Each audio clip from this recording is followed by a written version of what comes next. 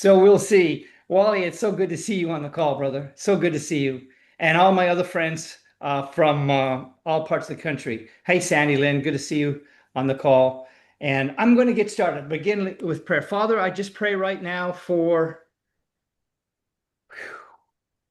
your presence, for the stabilizing effect of your presence on our soul. Just that beautiful thing, just that presence. I pray for that and that you open up our hearts and our minds to hear what you're saying. You'll find a way to get it, whatever you're wanting to say through this vessel, namely me, and get it to where it needs to be. I commit that to you, Lord, in your precious name, Jesus.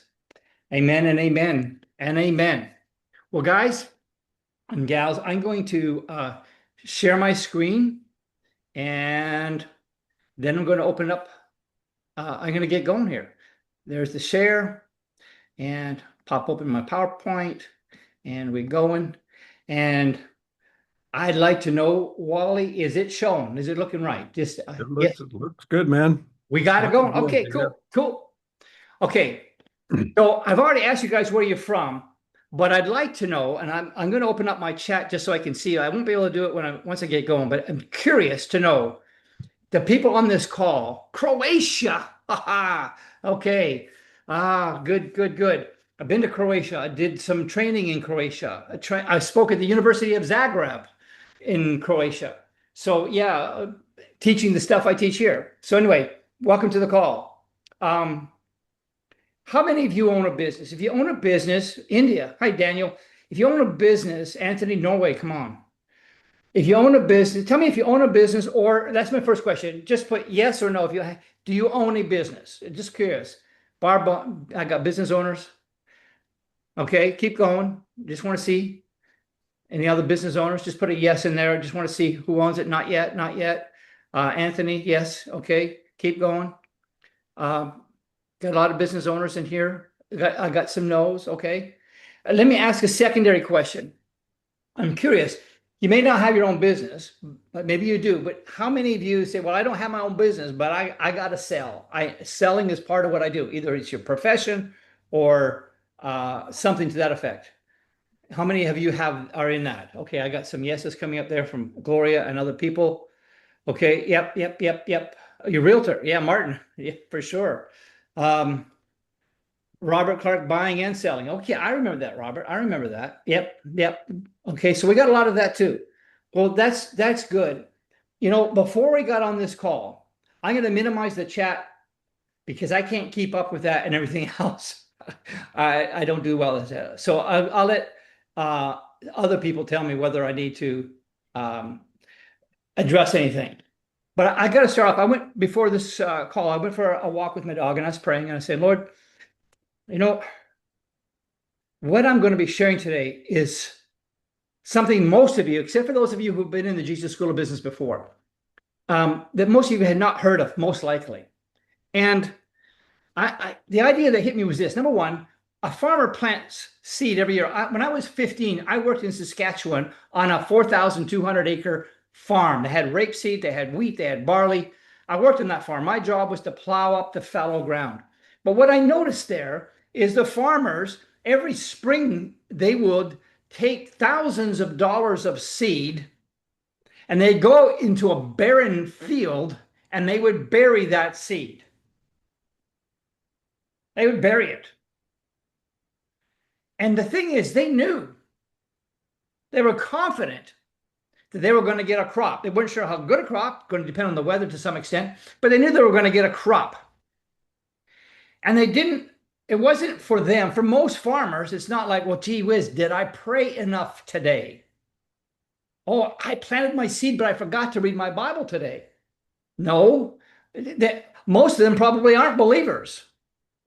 So this comes up whether they believed or not, whether they read their Bible or not, whether they tithed or not, whether they gave money or not. They've learned how to get the provision from the soil. They've learned the process. Now,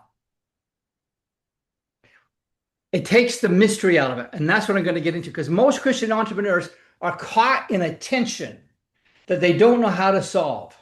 Some And I came up this way, maybe you did too. Some are striving like the world. You're pushing harder, you're doing more, you're chasing growth, but you feel exhausted. Then there's others that are waiting spiritually. They love God, they're praying, they're hoping, but nothing seems to move. So I want to show you why that tension exists and how to step out of it.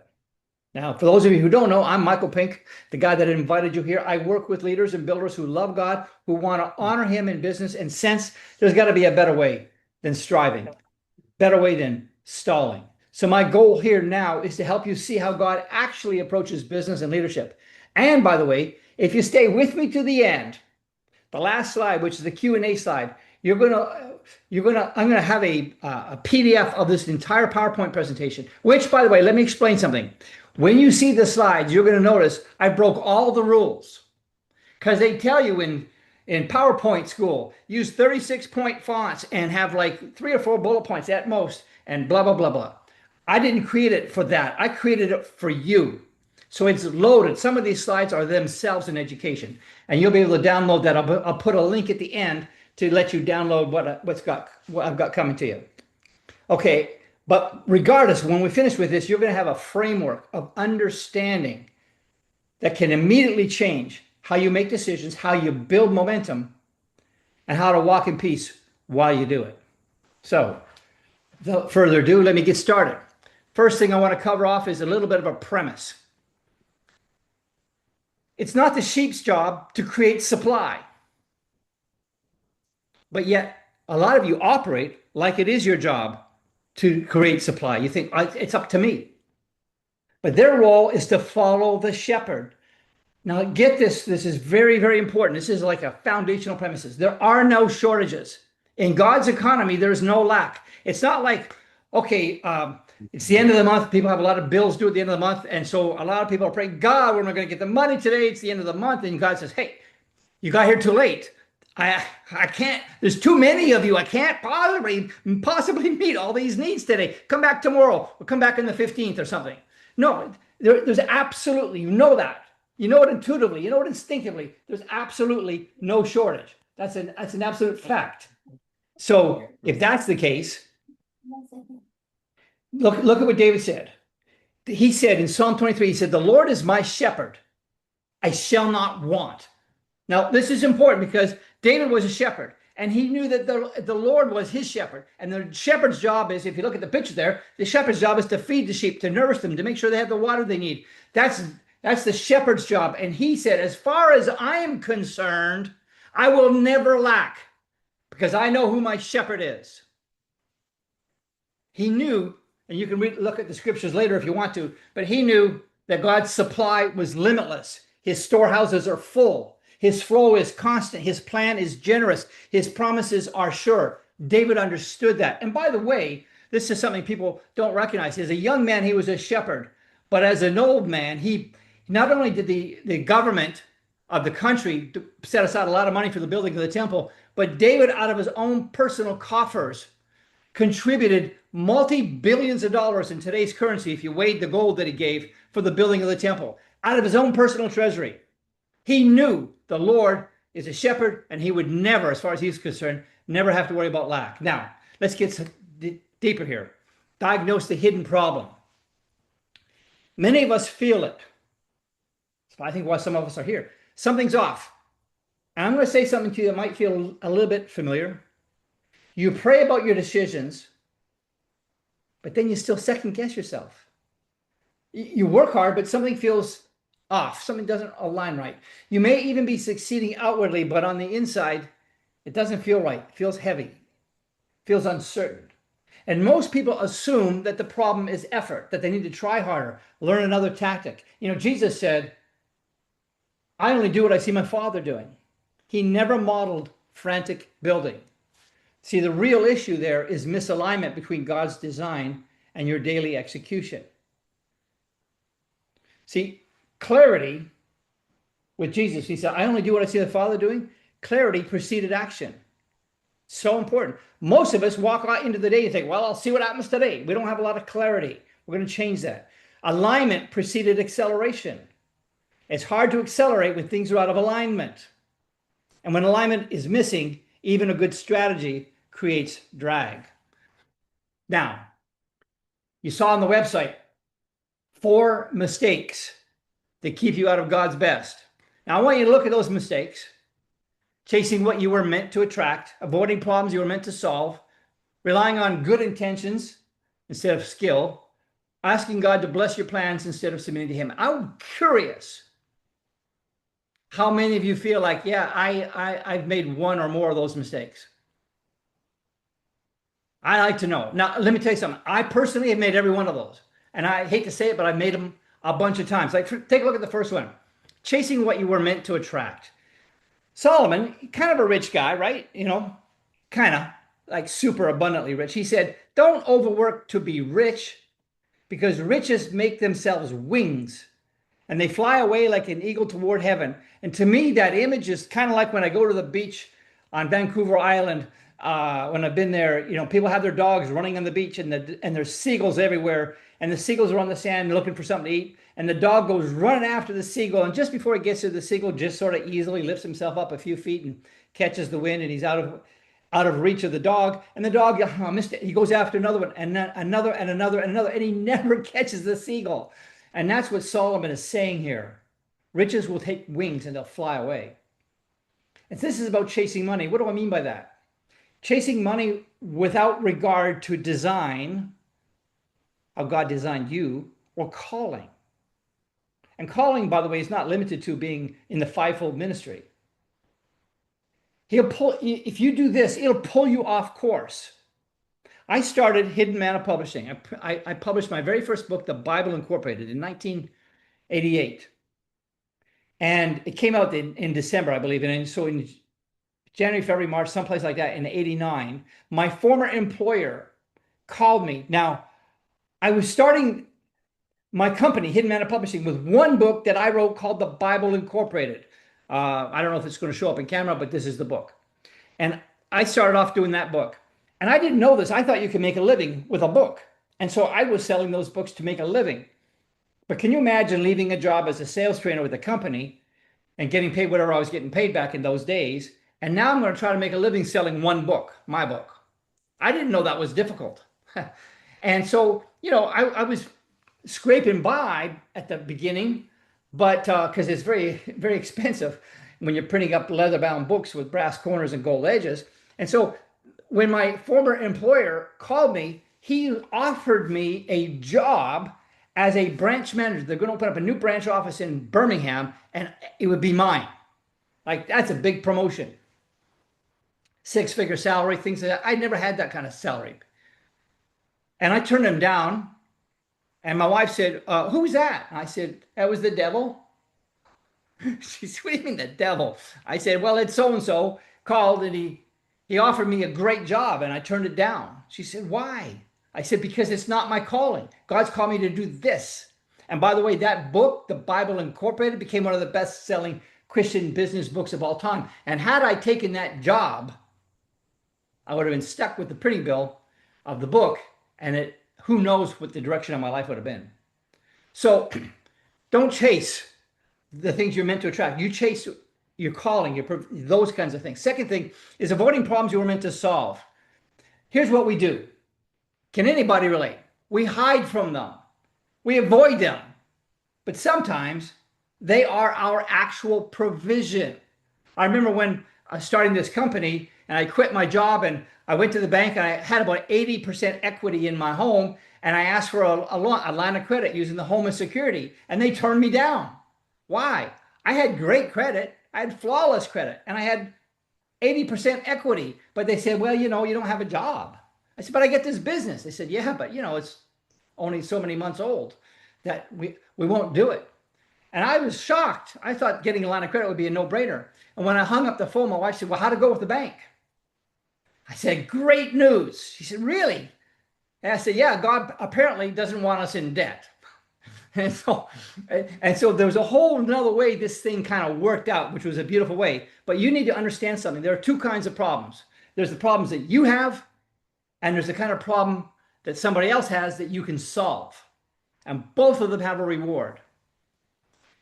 when the spies, if you know the story, in after they exited from Egypt and they're in the wilderness, Moses picked 12 of them to go into the promised land to check it out, to spy it out, went on a recon mission. And when they came back, 10 of them said, you won't believe the size of these guys. They're giants. They're 20,000 feet tall, or whatever they were saying, right? And they were scaring the living daylights out of the population. But two of the guys, Joshua and Caleb, said, are you kidding me? Did you see the size of their houses? I mean, they're mansions compared to what we're used to. And so what they then said in Numbers 14, they said, do not rebel against the Lord, nor fear the people of the land. Here's the catchphrase, for they are our bread. They understood that this is our provision. Everybody else has seen it as a scary problem, but are you kidding me? This is the key to our provision. And it is, when you understand how God, which I'll get into some of it later, how he packages opportunity inside, or he camouflages it inside a problem.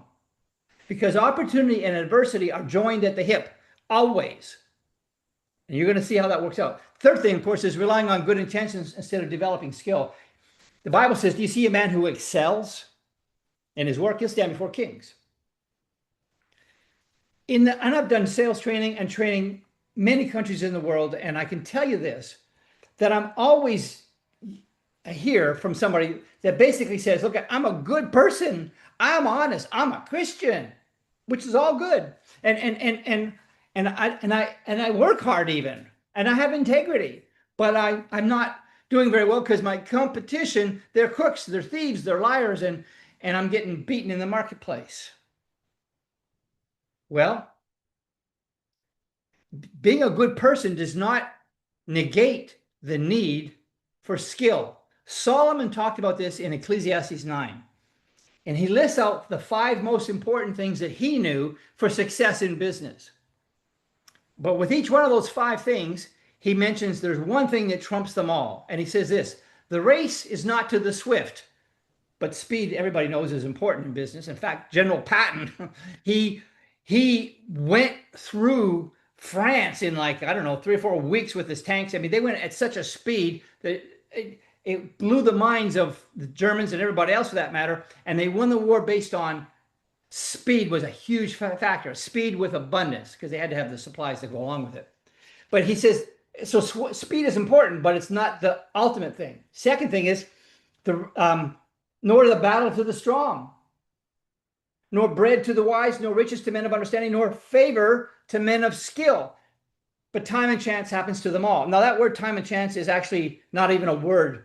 It means that it's the divine moment of God. It's like the divine imprimatur. There's a place where God intervenes in a moment, and he shows up and he has great favor in a moment. And that's, if you get the timing right, God's timing, it's a deeper teaching than this, but it's like that trumps everything. But nonetheless, skill gives you favor. And so people, they'd rather not develop the skill. They don't want to do the hard work. They just want to say, well, I told the truth. I was honest. Yeah, but you don't have the skill. Somebody with the skill who doesn't necessarily value what you do, and maybe they're not even a bad person. They just know the value of skill. They're not relying on their character, even though they may be of great character. They're relying on, I want to get good at this because I want to do well. And so you have to have that. Number 4 is asking God to bless your plans instead of his. Now, I don't know if you've ever done that or not, but I'm guessing you probably have. I have. And when I moved to this country, and I came from Canada, and I'm driving down I-40 through Nashville, Tennessee. I don't know if anybody knows where that is, where Interstate 40 goes through, basically through town. And I'm on that interstate, minding my own business. I had just come to the country, and the Holy Spirit spoke to me, and he said, pointed out a building on the right side of my vision. And he said, that's where you're going to work. I said, what? And I looked at the building, and I saw a man's name on the side of it. And then I saw a couple of copier logos, and I realized they were a copier dealer. And I said, God, I don't want to sell copiers. I never want to do that again as long as I live. I don't want to do that. Why would you tell me to do that? Nevertheless, not my will, but yours. A few days later, I went in and applied for the job, and I got hired, and it changed my life for the good. Incredible. And another time, like this book, The Bible Incorporated, the pastor was preaching a sermon on a Sunday night years later, after I left the copy job, starting a business, and I was struggling with the publishing business because I didn't know it. And he said, instead of asking God to bless what you're doing, why don't you ask God what he's blessing and do that? That's another way of saying, not my will, but thine be done. And I'm going to tell you, when you come into alignment with God's will, everything changes. And so I said, Lord, what are you blessing? And he said to me, Psalm 68:11. The Lord gave the word, and great was the company who published it. And I said, you want me to publish your word? Okay, I'll do it. And that led to this book and a bunch of other books and all that kind of stuff. So I'm telling you, those are 4 mistakes that we make, and we're wondering, why are we struggling? And that happens. Now, here's the promise. I'm going to give you a few of them. My God will supply all of your need according to his riches and glory by Christ Jesus. That's Philippians 4:19. Deuteronomy 8:18 says, you will remember the Lord your God. You shall remember the Lord your God, for it is he who gives you the power to get wealth, that he may establish his covenant. Isaiah says, I'm the Lord your God who teaches you to profit, who leads you by the way you should go. Psalm 1, blessed is the man whose delight is in the law of the Lord, and he meditates in it day and night, and he will be like a tree planted by the rivers of water, brings forth fruit in season. His leaf will not wither. Whatever he does will prosper. Now, my guess is that most of you are familiar with these passages. I know these verses. Most people know them, but very few people live in them. I want to give you a very simple picture. Think about a bird soaring on the wind. When it is aligned with the current, it barely has to flap, and it can travel incredible distances.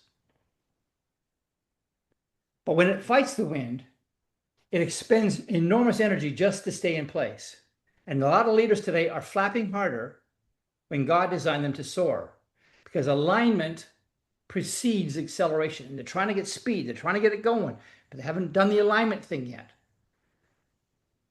Let me take Deuteronomy 8:18 and just give you a little insight of what that looks like in real life. Deuteronomy 8:18 says, remember the Lord your God, he gives you the power to get wealth. There's 4 things here, really. The first one is, he's God. That's authority. He's the Lord your God. Remember that. But then it says, he gives you the power to get wealth. Well, humans, people, were built to create value. God designed you and me with the creative abilities, other abilities and capacity to cultivate, to build, and to produce. We were created for that. Wealth creation is part of our God-given assignment. We're not just receivers. We're creators and stewards of this. Genesis 1:28 says, be fruitful and sit at home, and I'll fill your basket full of good stuff. Wait a minute, I misread that. What does it say? Be fruitful and multiply. Fill the earth and subdue it, and have dominion. So there's a design element. You and I were designed to create value.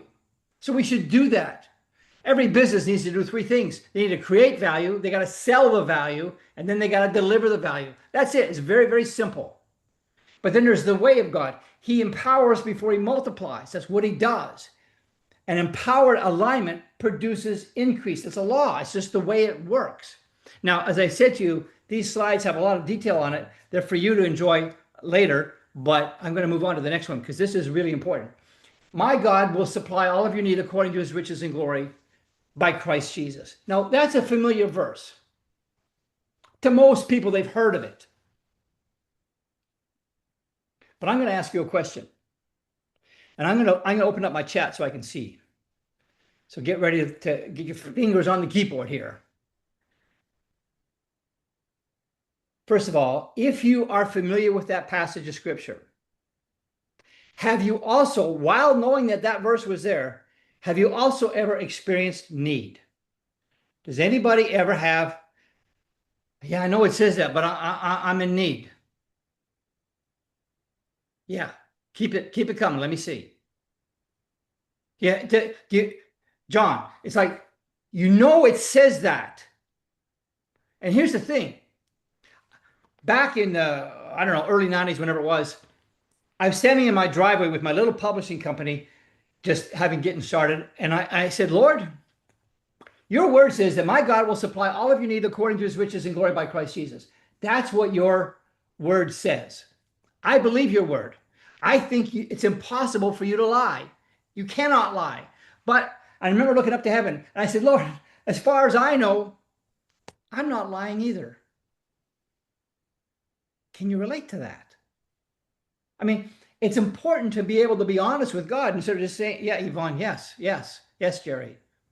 You know, it's like, I'm not lying, but I know you're not lying, so I don't get it.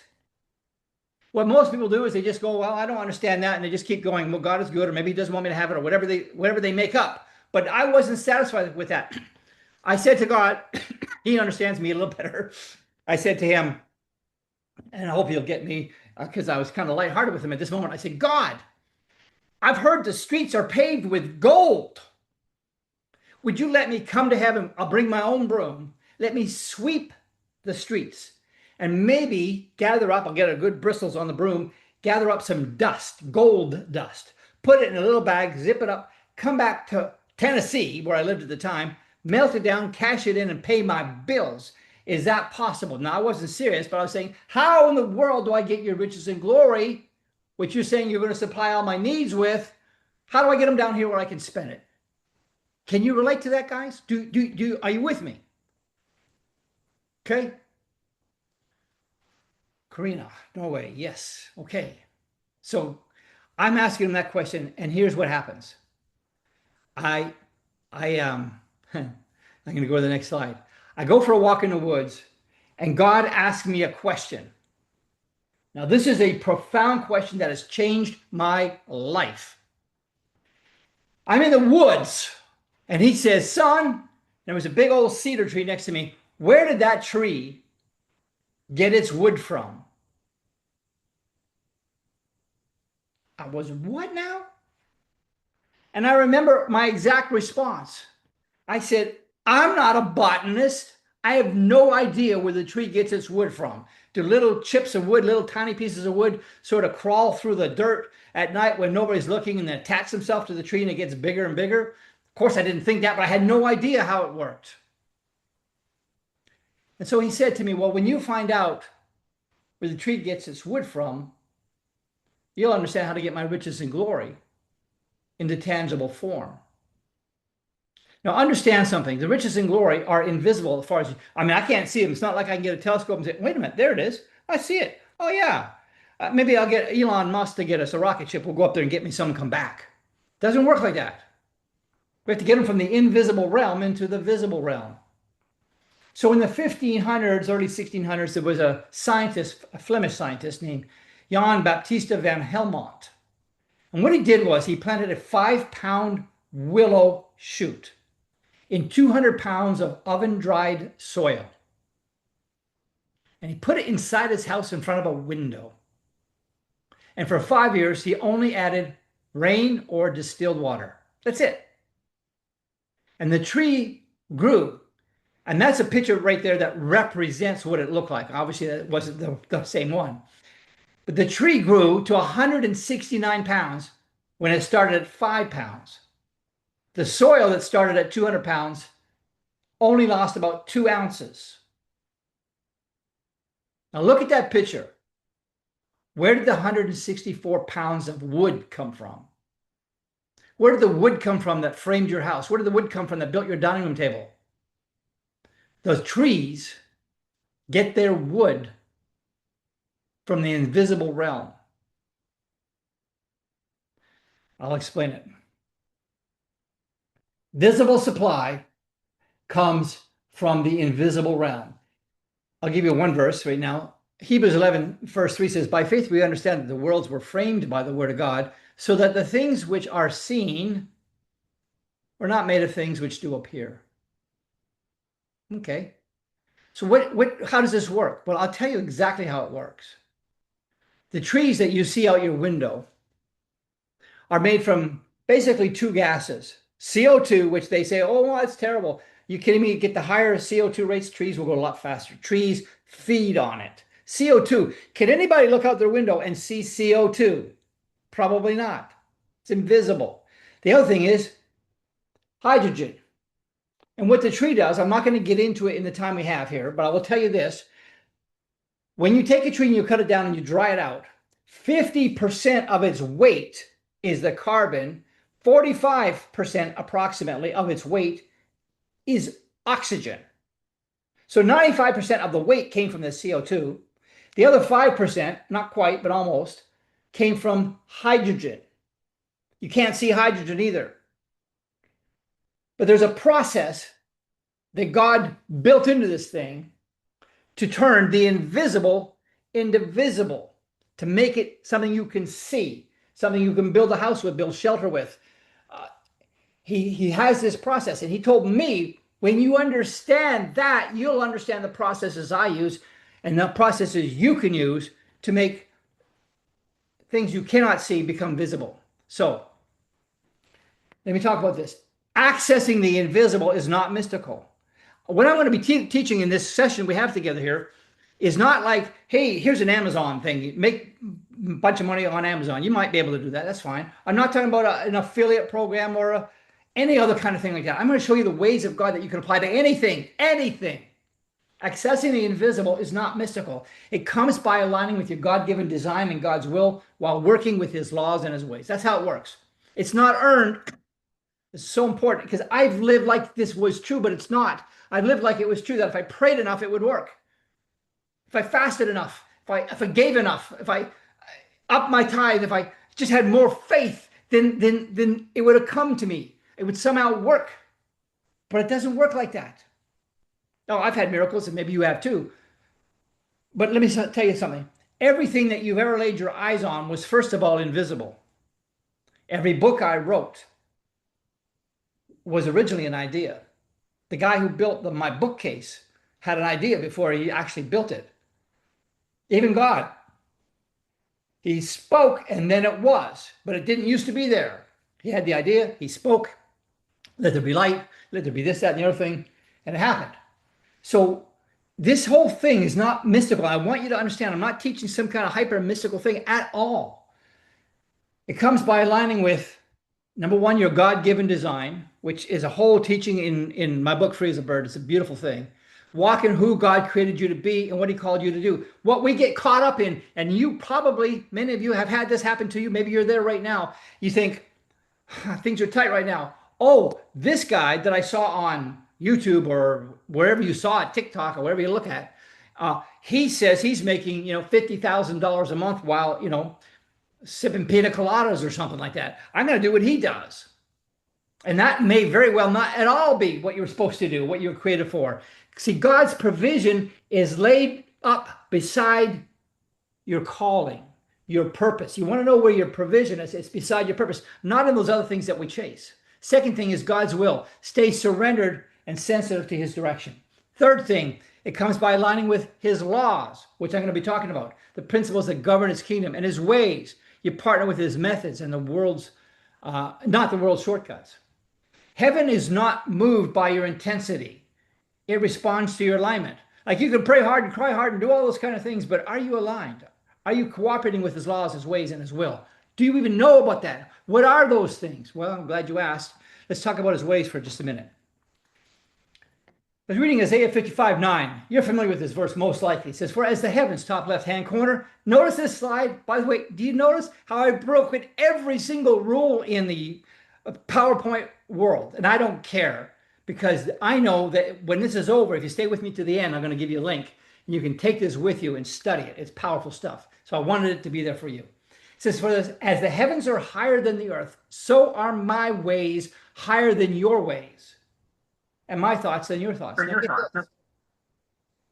This is not a closing statement. It's an invitation. He's not saying, hey, listen, you guys, you're low. You never get this. It's way below you. Leave it to me. No, he's saying the passage is about turning from the lower patterns into higher ones. He's saying my operating system is higher than the natural human pattern of thinking, and I'm inviting you into it. Just a few verses earlier, he says, let the wicked forsake his way, and the unrighteous man his thoughts. He's inviting you into his realm, but we don't even think like that. We just think, well, I saw a great video on something. I'm going to try that. I'm going to invest in gold or Bitcoin or whatever it is. I'm not saying those things are wrong. I'm just saying that's not the way you go about it. And so the lower ways create things like anxiety and striving and chasing and noise and pressure and self-dependence and scarcity thinking and random action and panic. Those are all symptoms of operating under the lower ways, and maybe you can relate to those. But The higher ways are about alignment and design and attraction and discernment and clarity and partnership, kingdom sufficiency, directed movement, peace-led precision. And by the way, when I say attraction, I'm not talking about the law of attraction, that thing. I'm talking about the reality that a highly skilled person will always attract opportunities. A highly successful business person will always attract a lot of interest and a lot of opportunity. So his ways are higher. So maybe we should get into that a little bit. So how do we start off with that? Well, seek first the kingdom of God. This is so big. This is explosive big. I don't know about you. I kind of make an assumption sometimes, and it's probably not completely valid. But I think if I did this, then a lot of other people probably did this too. But for me, when I read Matthew 6:33, seek ye first the kingdom of God and his righteousness, and all these things will be added to you. For years, I just thought, well, okay, that means I'll read the Bible. It means pray, tell God your problems, tell God your needs, and say hello to him. Maybe it means sing and worship him, whatever. But let me share something with you that may change your world. It did for me. The kingdom of God is referencing his government. And an earthly government has four characteristics, if you will: laws, ways, authority, and design. So does God. The laws are the principles of how life works. When you live by them, you begin to experience his blessings, not as a reward, but because you're in line with it. It has ways. These are patterns. God's ways are his established patterns of operation that produce consistent, I love this, consistent and predictable results, which is why seed time and harvest, which is why sow and you will reap, which is why farmers are confident because they've seen the pattern. I put it in the dirt, a few months later, up it comes. This is a beautiful thing. I'm going to do it. They're going to cooperate with it. They don't say, you know what, I don't really want to put it in the dirt in that field. It takes up so much real estate. Can't I just put it in a pot out in the sun and see what happens? Yeah, you can, but it won't work. The government has authority. God's authority overrides all of the systems and kingdoms. When his government speaks, heaven executes, if you will. It has design built into it, intent. God designed everything to function in a specific way. His design ensures order, purpose, and fruitfulness. So this is important because now when you say, I'm going to seek first the kingdom of God, you can say, Lord, I was doing this morning. Show me your laws. Take me how, it's like Psalm 119. Can you believe it? Psalm 119. David's in love with the laws of God. My goodness, you just read them, the law, the law, the law.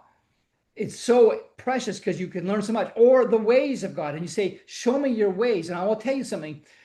Back in October, I went out in my driveway in the evening, about 9 o'clock at night, and I said, Lord, I want to know you. I want to know you better than I know my wife. I want to know you more truly than I know myself. Would that be okay with you?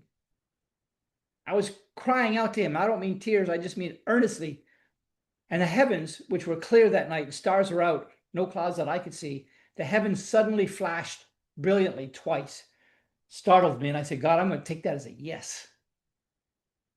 And what he's opened up to me from October till now is mind-blowing. And I'll tell you this, it's not like he said yes, and all of a sudden a chariot of fire came down, swooped me up, took me up to heaven, gave me a tour, showed me my relatives, showed me the place I'm going to be, the mansion I'm going to have, asked me for decorating tips, and downloaded the mysteries of the universe, and then put me back on the planet. That's not what happened. What happened was, when I prayed that way over the next 6 months and continuing to this day, he's just been opening up revelation after revelation. Let me take you into a little bit of it. God's laws of success. Now, before you jump too quickly on this, just understand, I picked 5 out of the however many I got a ton of them. I can't teach deeply on this, but just to give you an idea of what I'm talking about. There's the law of priority. What you seek first governs what follows. When God and his kingdom are your first priority, everything else falls into divine order. Okay, so I got to learn about that, the law of priority, which is a lot deeper than I'm giving it right now, but that's Matthew 6:33. There's the law of design. You prosper where you are designed to function. Your provision is laid beside your purpose. Your purpose is determined or known or discovered by your design. Your design is revealed. God says in Psalm 33, I think it is, that he, like an architect, crafted everyone's heart individually. Ephesians 2:10 talks about the works that God has prepared beforehand for you and I to walk in. And he's prepared us to do certain works. There's the law of environment, where placement determines productivity. Psalm 1 says, that is planted by the river. Placement is very important. The right environment nourishes your potential and multiplies your fruit. There's things like the law of timing, the law of focus. These are just examples. I got a whole bunch of them that I've learned and studied out from the laws of God and the laws of success. But you say, wait a minute, how do I actually implement that? This is just a sampling. But then there are his ways. And by the way, speaking of ways, Jesus said, I am the way. I love that, the truth and the life. No one comes to the Father except through me. But let's take a look at the ways of God. And again, this is just a sampling. I'm trying to say to you that I want to remove the mystique. When you say, Lord, show me your laws, and therefore the application of those laws, and show me your ways, and the application of those ways, everything changes. So the ways seeking before receiving, as an example, process over instant results. The way of multiplication, not addition. Jesus said, or excuse me, God said in Genesis 1, be fruitful and add another one every day, and you'll have, soon before you know it, you'll have 5 or 6. He said, no, be fruitful and multiply. God's blessing multiplies what you steward. Multiply your impact, your influence, your income, your legacy, all these things. This is one of the God's ways. He lives in the realm of multiplication. He tells us to do the same. There's other things like alignment before provision, value creation before compensation. These are some of his ways that are magnificent. And I'm telling you, I've lived my life as a Christian thinking, have I been good enough lately to earn or deserve God's favor on something?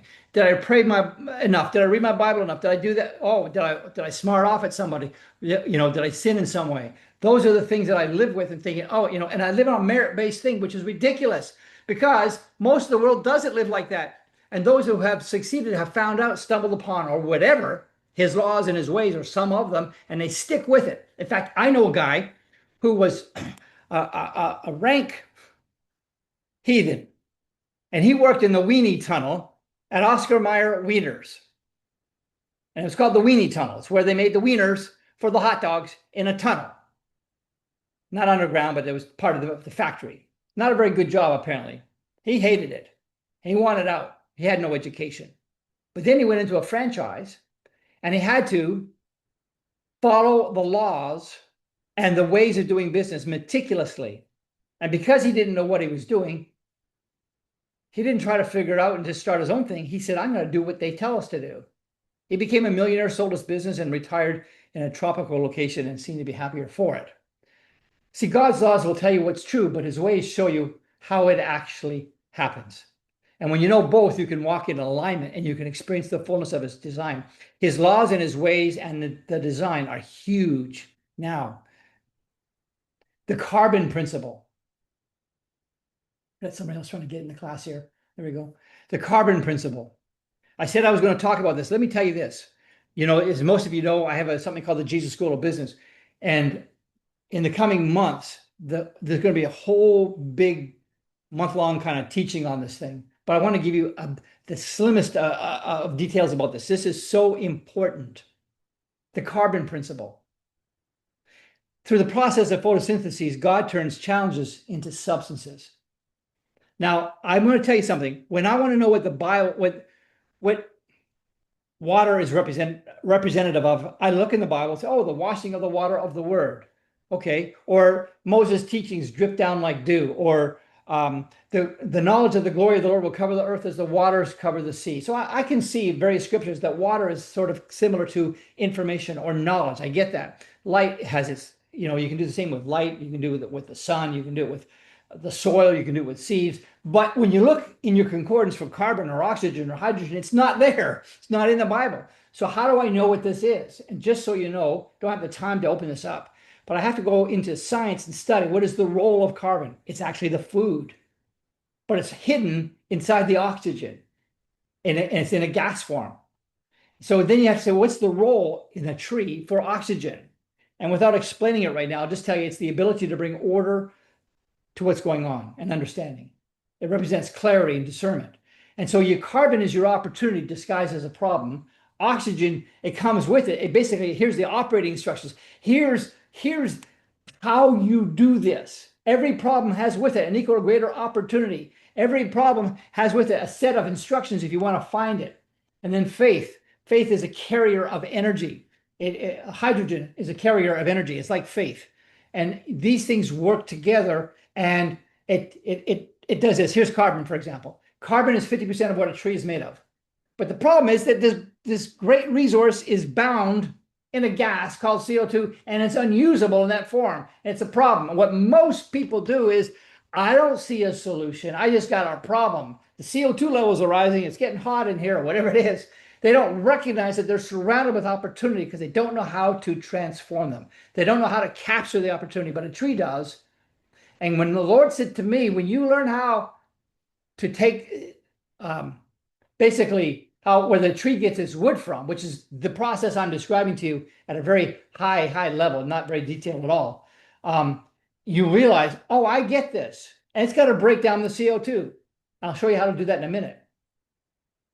And so there's a risk involved, there's reward, there's cost. This speaks to marketing, speaks to all kinds of stuff. But when you decide to tackle a problem, you got to manage risk, you got to regulate how much you're going to take on, and you got to spend your energy wisely. But let me tell you something. This whole thing about carbon, I've told you before, opportunity and adversity are joined at the hip. So when I was doing my second print run of the Bible Incorporated, I did my second print run, I didn't have the money to pay for it, but I pre-sold 6,500 books, of which 5,000 were to a major ministry. And I had to be paid in advance before I let the presses run, because once I put their name on the book, I can't sell it anywhere else. Turned out the day of the print run, they canceled their order, said, we've had a spending freeze, we're not allowed to cut you the check. For me, that was an existential threat, because I was going to use that money to pay the bill. And now I didn't have it. This was a problem, a huge problem. But let me tell you, because what I'm telling you is a fact, not just a story, but the way it works. I called my wife that day, 1989, I think it was, and I said, we have something that looks like an existential threat to our business. So-and-so, big ministry, just canceled their order, spending freeze. I don't know what to do, but I do know this, that it's a huge problem, and therefore it must also contain a huge opportunity. I just don't know what it is. Would you come on down and let's pray about it together, and let's see what we get. Well, before she got there, I already had it. I started praying. I didn't wait. And the Lord gave me the idea to still do 25,000 books, which I didn't have $100,000 to pay for them, but only do 5,000 in leather, and then do another 20,000 in paperback, which were much, much less expensive to produce. And guess what? The paperback became a runaway bestseller. I'm going to tell you, every problem, whether it's business or personal. My firstborn child, Jennifer Lynn, was born with Down's syndrome. All I knew before she was born was that I didn't ever want that to happen to me. So one thing I was afraid of. For whatever reason I was, and sure enough, it happened. And when I laid her on the living room floor, after I got her home from the hospital a few days later, I looked at her, and I was devastated, by the way. 1978. And laid her on the floor, and I looked at her. She's just cooing away. And I thought, what right do I have to love her less because of whatever perceived deficiency she might have? And somehow I realized that at this moment, I can choose to get bitter or better. And it felt like a backhoe. I just dug a huge chunk of dirt out of my heart, and it was going to fill with water, and I could either get bitter or better. And I said, you know what? Everybody I know got stuck with normal kids, but this girl, I'm going to learn so much from going through this. We'll get wisdom beyond our years. She'll be the biggest blessing you can imagine. And by golly, she absolutely was. And we had her for 18 months before she passed away. But I'm telling you, you have to learn to look at these problems. And not only that, once you understand and once you see it, not only your problem, where's the opportunity? Oh, I don't see it. Well, then I'm going to tell you, there's ways to get to it here, and I'll cover it in just a second. But understand the reality of this. Take Alexander Fleming.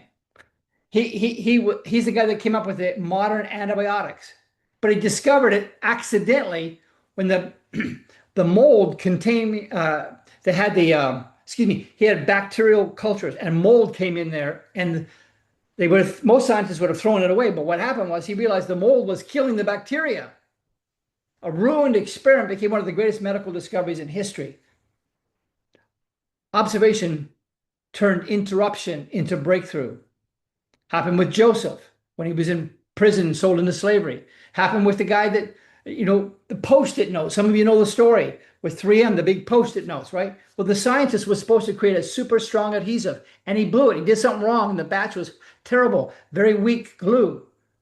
But he found out this works perfectly for what then became Post-it notes and became $1 billion product for 3M. So I'm telling you, the reality is there. I got to find the problem, the opportunity for it. Now,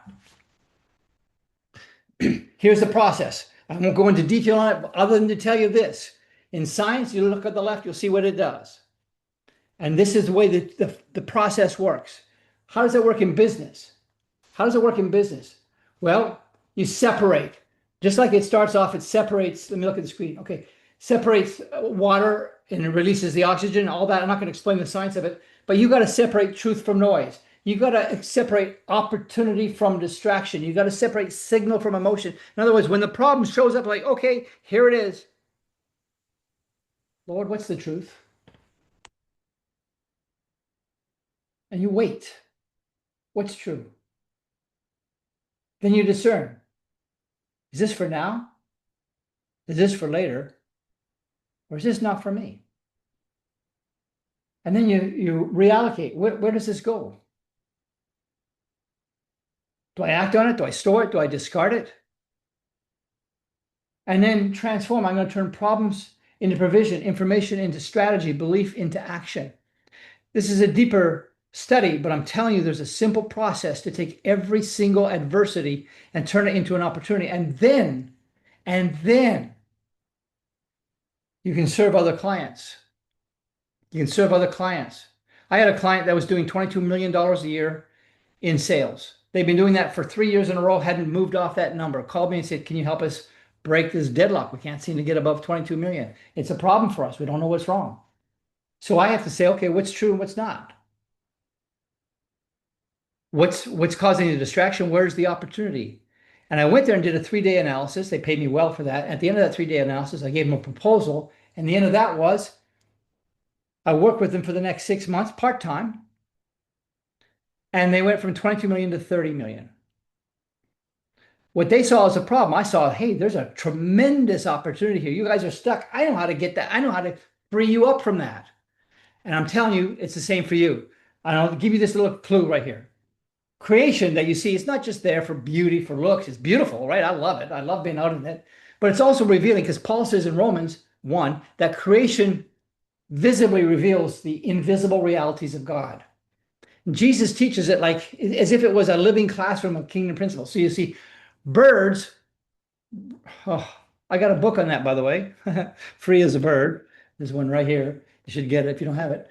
They reveal trust and guidance. Seeds reveal process and multiplication. Light reveals truth, revelation. Trees are the best business model on the planet. Rivers, wind, bread, vineyard, all these things. You look out there and you begin to realize that the world becomes readable. Creation reveals kingdom realities. Because once you find out how it works, God made something to work a certain way. You say, well, that's really smart, God. I'm going to do it the way you do it. When you understand what those things are, by the way, it takes some time to learn all this stuff. And then you have to bend your mind a little bit because it might not come natural to take good seed and bury it in the ground and hope something comes up. I can understand that may not come natural to you, but it's what happens. And so you begin to realize I can read the world like a book. So this masterclass is not about tactics. You want those, you can go on YouTube and find whatever you want. God doesn't want to just give you a better strategy. He wants to form you, transform you into a different kind of leader. Confident, purpose-driven, financially free, peaceful, faith-led, abundant, impactful, all those things. A leader who doesn't panic. A leader who doesn't strive. Who moves with clarity and peace, because success without alignment creates anxiety. But alignment produces authority, and authority produces multiplication. And some of you maybe are realizing right now that you've been building slightly out of alignment, you probably don't really totally get what's this alignment thing. It's not just alignment with the design, it's also how do I align with the laws? How do I align with the ways? And by the way, what are those laws? What are those ways? And by the way, how do I align with those when I find out what there is? So you realize right now you've been building maybe out of alignment. There's no condemnation in that. This is just an invitation to realign. So I want you to take just a moment and think this. If something inside you is recognizing that that tension is there, just acknowledge it to the Lord. Just say, yeah, it's there. Or it's not. It's up to you. Because clarity, which I'm about to show you some stuff, begins when we're honest about where we are. The point of this is to introduce you to and welcome you to and invite you to become someone who recognizes provision by seeing opportunity in places that others overlook. By the way, that's what birds do. That's what wrens do. There's a big study on that. But you learn how to see the provision that most people don't even see, which is how I've made my living for decades, because I could see what other people don't see, because I saw how God does things. I saw the way an agouti, some creature in the rainforest in Brazil, goes after Brazil nuts and turned that into a powerful book called Rainforest Strategy, which did very well for me, by the way. So I learned how to recognize provision by seeing opportunity places others don't even look. They overlook because they don't know, that they don't understand this. I want you to become someone who thinks clearly under pressure, stays calm, makes wise decisions, who acts in alignment with design. They move with purpose, produce consistent results. And that does not happen from a single session like this. It doesn't. You don't go to university, sit in on a class and go, okay, I got it. You don't read a book and say, okay, I got it. Doesn't work like that. And that's why I've created the Jesus School of Business. It's for people, leaders who don't just want inspiration. They want formation or transformation. And I'll say this because I know some of the people on the call, some of you are already in this school, but this, for those of you who are in this school and on this call, you don't know what I'm adding to this. I'm adding so much dimensionality that you have no idea about starting next month. It's going to blow you away. But this still isn't for everybody, and it's not for spectators. It's not for those who want motivation without action. The school is for builders, sensing a transition, leaders that are tired of striving, entrepreneurs who want clarity when they hear God speak. Inside the school, I go deeper every week, unpacking the frameworks, integrating spiritual alignment with real business execution. And you walk alongside other serious builders who are pursuing the same thing. This is not about learning information. This is about becoming someone different. And if you've been in the school for any time, you haven't seen what I'm about to show you. It's a whole new day. I want to be very clear about this. It's not hype. It's not formula. It's not pressure. It's a guided alignment process. Called the JSB Alignment System. This is the news for my students. You haven't seen this, so here it is. A proven monthly system. It lasts for a year for clarity, direction, and consistent results. And it looks like this. Week 1, a deep teaching session will be dropped into your account at the beginning, first Friday of the month. Week number 2, another thing will come to you with action steps and implementation strategies to say, so you can actually, here's some of my ideas on how you can implement that. Number 3, another drop will come, a realignment module to keep you on track. Because what happens is you take in the training, you try to do it, and then you're thinking, oh my gosh, this doesn't work, or it does work, or whatever. So there's a realignment module that comes out in week 3 to kind of get you back on track. And then week 4, we get together live and have an activation group call. It's strategic and spiritual integration. It's not about information. It's about accelerating clarity. Here's what the 12-month journey looks like. I have, for the first time ever, I'm laying out a 12-month journey. You ready? Month number 1. It's about the governing systems of God. So you understand it's not random. It's not luck. It's not, I'm a good person. I prayed enough. It's not that. It's designed by God, and it's always working. And it communicates that the idea that creation, and therefore life, operates through ordered systems. Everything works through systems. I have a vascular system, right? I have a skeletal system. We have, I think, 6 or 7 systems in our body. We have systems. God operates through systems, not randomness. It deals with things like cause. The kingdom is cause and effect driven. It's not luck driven. It deals with order. And creation itself reflects this, the seed before the harvest. It deals with design. It deals with time and purpose and pattern, principle. All those things are there. That's month number one. We'll walk you through that whole thing. Number two is the laws and the ways of God. This is not man-made. This is not opinion. This is divine order, eternal results. Here's the thing, so you understand. I got burdened by the fact that I thought, I need to give people a structure that they can walk on and in reinforcement during the month. So when I talk about the laws and ways of God, when I moved to this country, I got a job selling copiers, in that business. For those of you who don't know, some of you heard the story before, but many of you have not. When I got a job selling copiers in Nashville, Tennessee, in Murfreesboro, actually, they told me to expect no sales my first month, 2 sales my second month, and 4 sales my third month. I was with the company 2 years. I never saw anybody make 6 sales in the first 90 days. They also told me that for every 4 or 5 companies that we present our product to, I should make 1 sale. The national average, I was told, was 1 sale for every 4 companies you show the equipment to. I came home from work that day. My wife said, "What's bugging you?" I said, "Honey, they're asking me to sell 1 out of 4. And she said, "So what's the problem with selling 1 out of 4?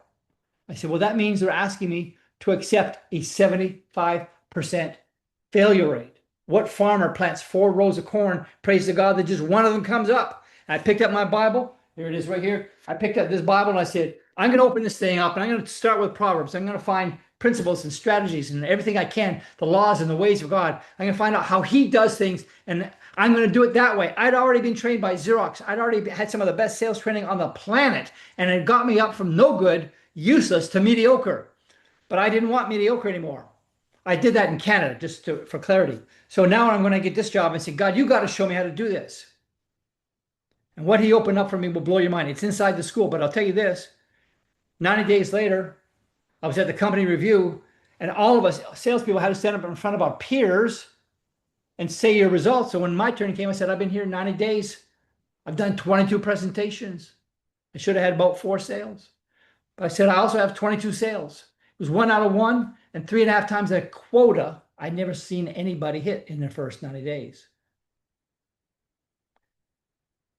I learned the ways of God. They gave me a sales team because they said, maybe you can help our guys. And so they made me a sales manager. 10 months later, those guys were up 430%. When I talk about the laws and ways of God, I'm going to spend a month with you on this topic. Now, about a decade ago, a friend of mine had a commercial real estate company. He had 12 agents. 9 had quit, 3 were looking for a job. And he said, hey, Michael, I'm about to shut this thing down. Can you help me? And I said, sure, but you got to let me do it my way. It's not the traditional way. Let me teach them the way I do. He said, oh, anything you say. So I joined him in July of 2015. By the end of the year, they were growing again, and they had $1 million profit. He asked me to stick on for 2 more years because he wanted this crazy thing. He wanted to be on the Inc. 500 list of fastest growing companies. And so I did for 2 more years. And by the end of that 3rd year, 2.5 years for me, by the end of that, Inc. ranked him as the 16th fastest growing privately held company in America. That's a lot. And I'm telling you, that's what's in month number 2. Next, number 3 is the design of God. Because God is not about chaos. It's about purpose, intent, perfection. Everything has a design, and you and I were made to operate in it. And there's a whole design that God has. What does that look like? How does that operate? That's month 3. Month 4, the ultimate success framework. Somebody's trying to get in the waiting room here. Let me let them in. Number 4, the ultimate success framework. I'm going to tell you something. Right now, maybe that's just a pretty picture. I hope it is. I thought it was pretty cool. But I'm going to tell you something. That framework right there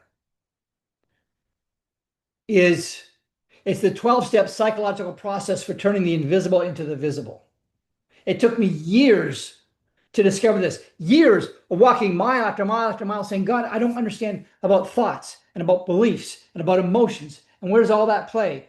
And ultimately, I came to understand that there's nothing you think about that didn't have a source of input, whether you saw it or you heard it primarily.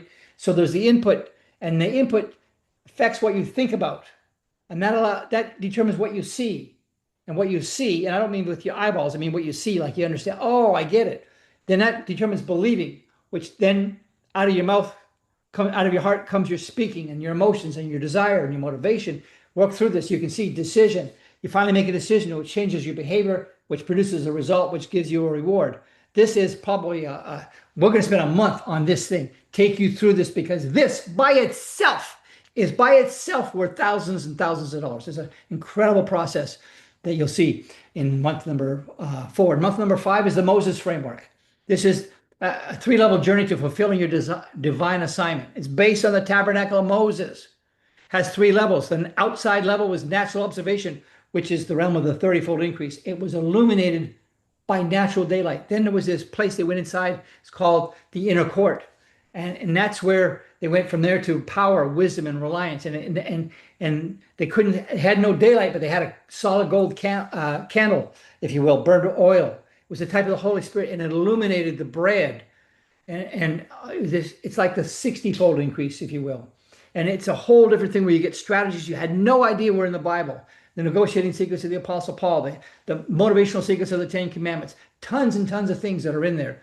Thirdly, the 3rd level is the supernatural level. It was the Holy of Holies. It's the realm of the 100-fold increase. It's the realm of the miraculous. It was the place that was illuminated by the presence of God, because when you went into that place, you left the room with the big candle in it, the big 7-stick branch candlestick, and you went through the curtain into a room that had no outdoor light, no indoor light. It was illuminated by the presence of God. The implications for life and business are utterly profound, and that'll be month 5. We're going to get into that in a lot of detail. Month number 6. Here's something. I love this one. Okay, you're trying to figure out, how do I figure out things? I'm going to give you right here a biblical thinking framework.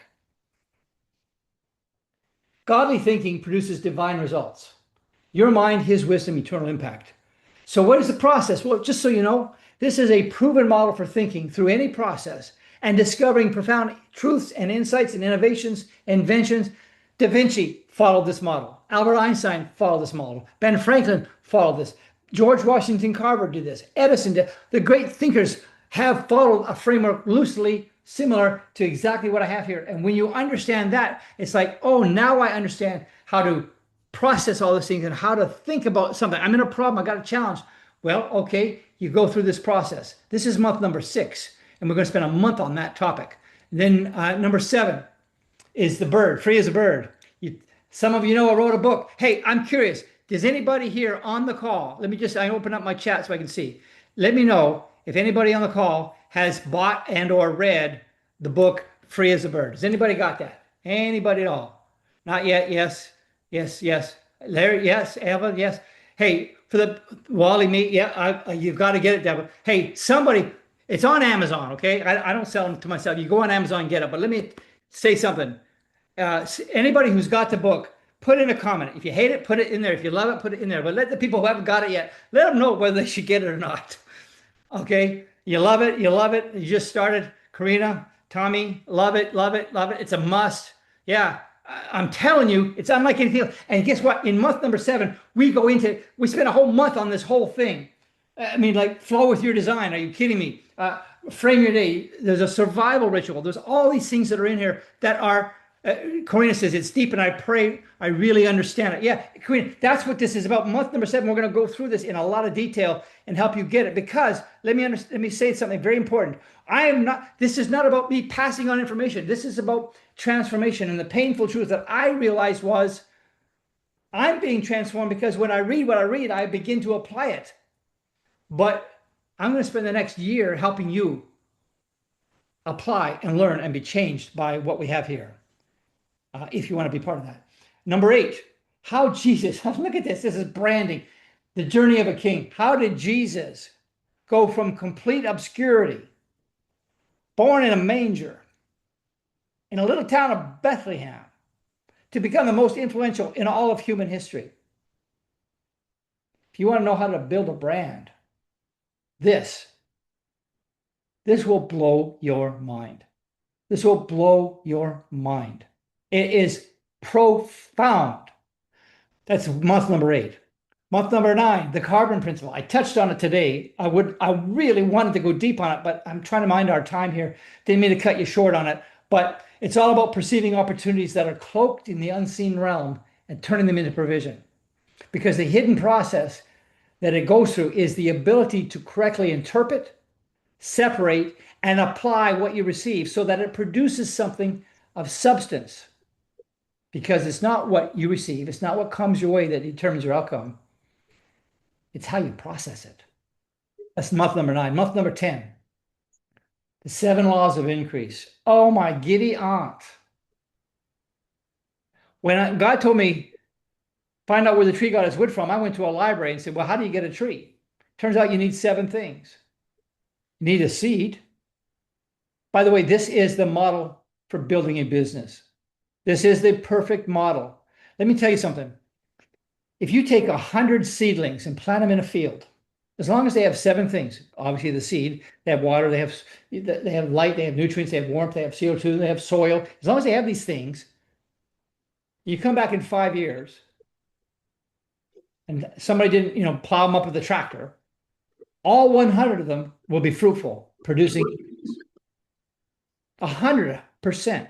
But if you take 100 entrepreneurs and you plant them in Chicago, New York, LA, San Diego, Nashville, Miami, Tampa, wherever you want to plant them, Norway, plant them in Oslo, plant them wherever you want to plant them. And you come back in 5 years, only 4% of them will have done 3 things. Number 1, they'll still be in business.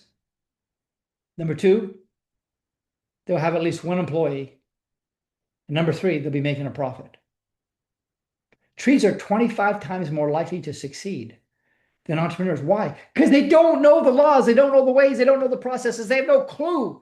They follow some guy who's doing whatever he's doing on YouTube, and I don't want to throw shade on them. There's probably a lot of good guys out there. But I'm just saying they don't have any concept of how the kingdom works. And this is it. And so that's month number 10. Month number 11, the 7 wealth secrets of the rainforest. Get this.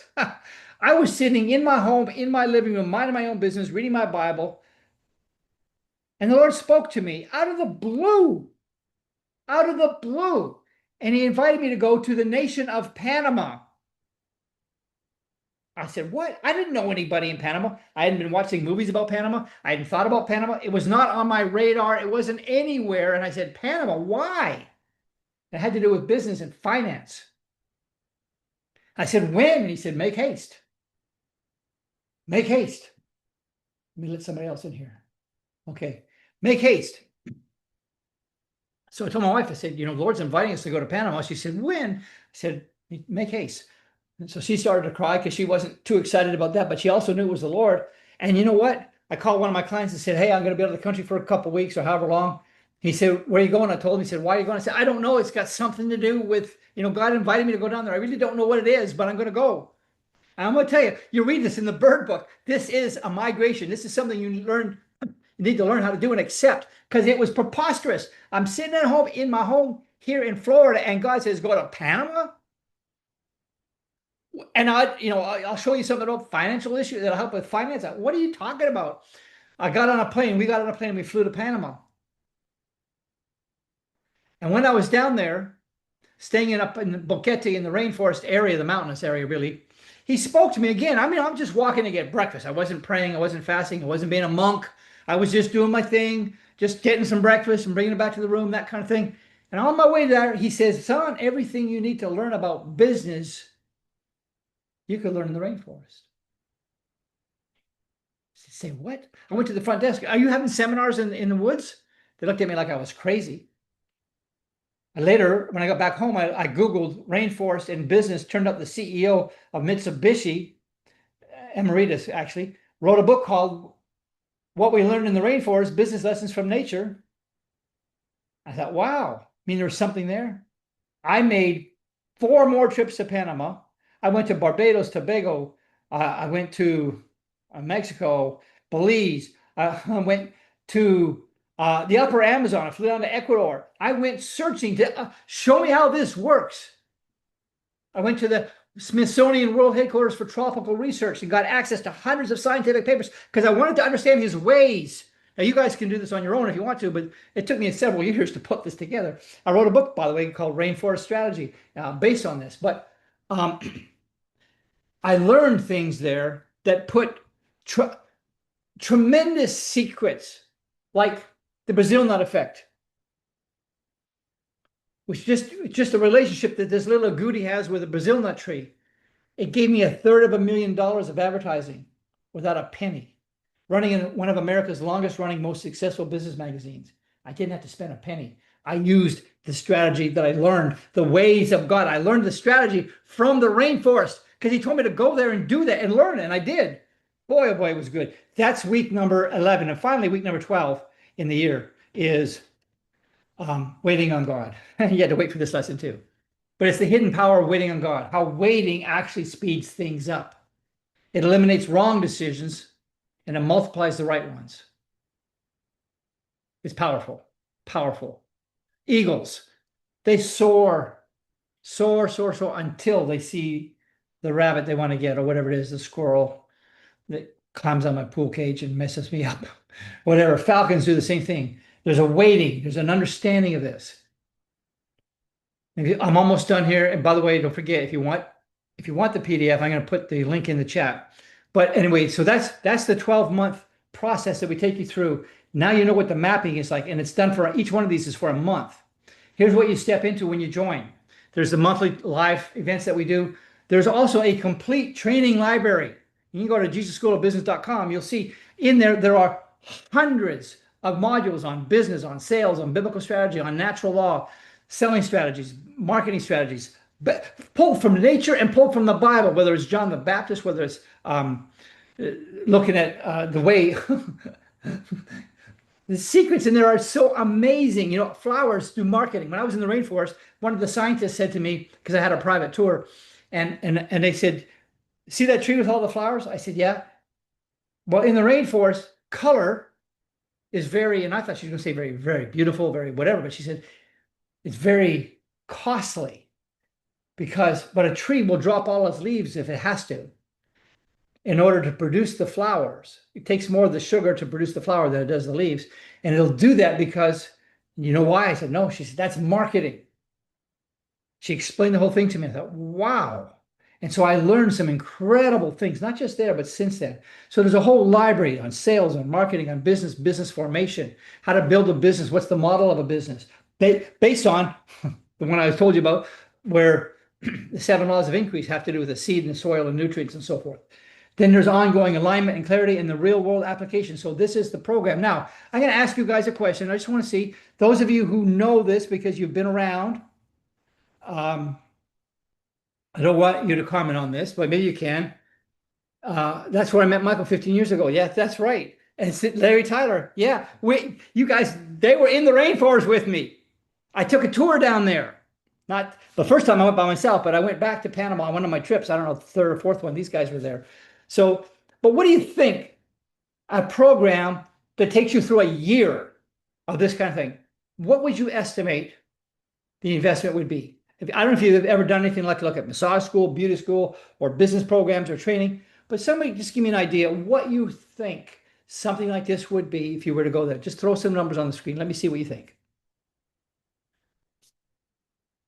Andre, 25 grand. Barb's a lot. Yep. Come on, let me see. 2,000 monthly. Yep. 5,000. 5,000. Thank you. 12,000. One I'm familiar with, Gloria says 18,000. I got one I'm familiar with, it's 48,000.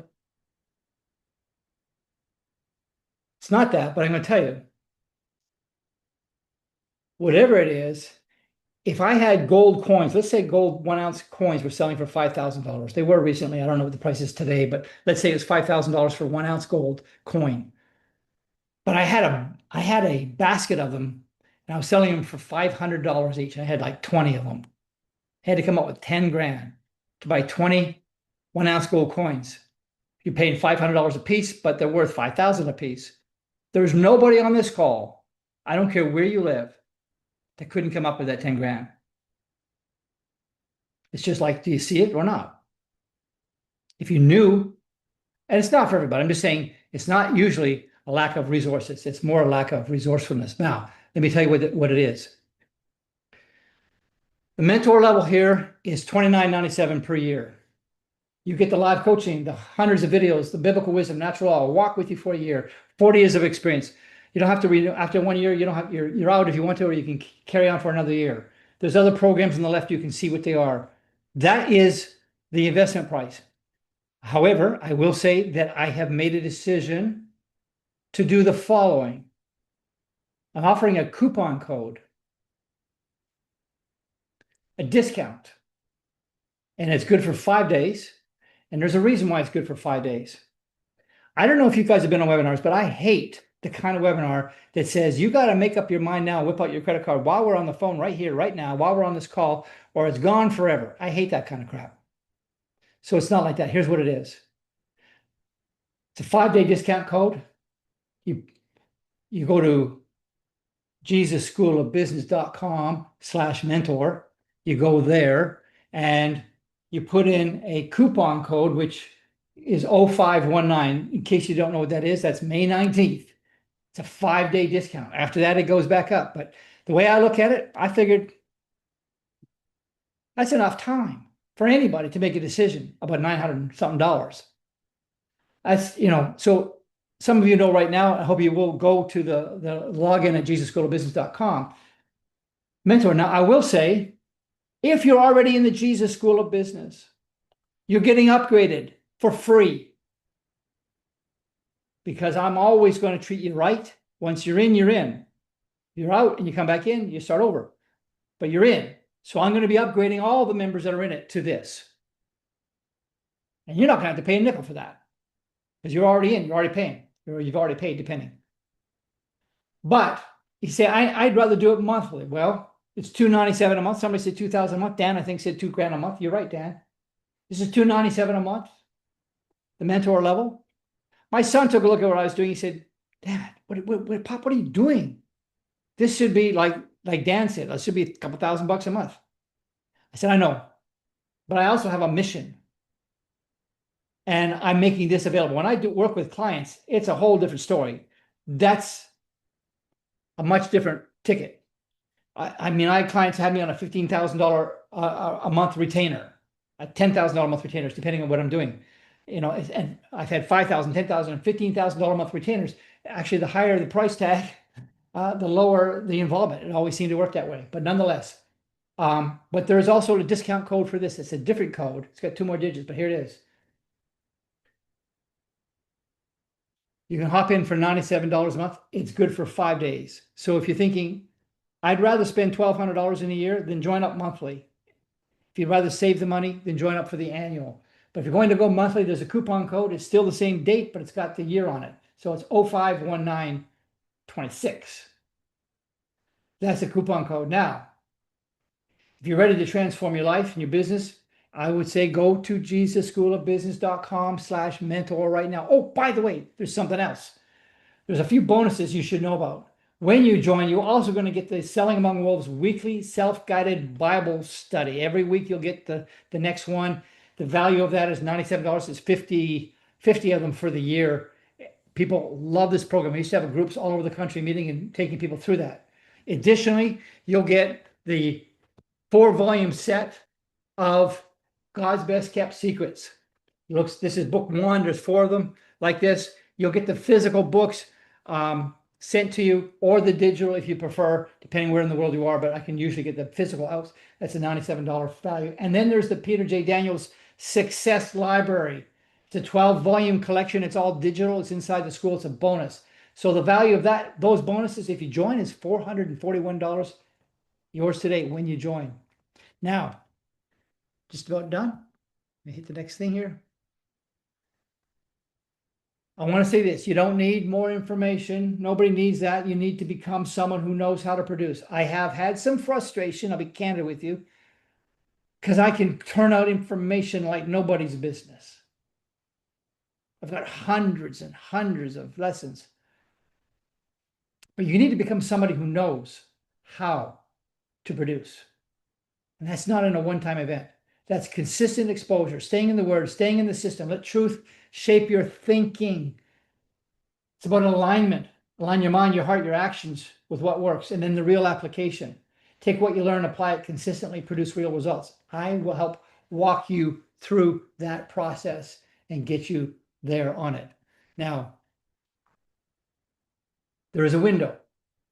This is just a natural phenomenon where understanding is fresh, clarity is high, and action is easy. In other words, like right now, although good chance some of you are thinking, oh, it was a lot. Yeah, it was. I know it was a lot. But you're not going to see it more clearly than you do right now. If you miss the window, people do that. Most people drift back into old patterns. What you do next is going to determine where you go next. So I'm encouraging you, inviting you to act while the window is open. You can always do it 2 weeks from now, pay the regular price, that's up to you. But this is where you can align, apply, and advance. Now, I want to close in prayer. And then I'm going to open up for Q&A. Father, I thank you for every person, every leader listening tonight. I pray that you'll give those in the daytime, depending where they are, you'll give them clarity, give them peace, give them alignment to replace the striving, to let every decision be rooted in your wisdom. And now I'm going to invite you guys that are on the call.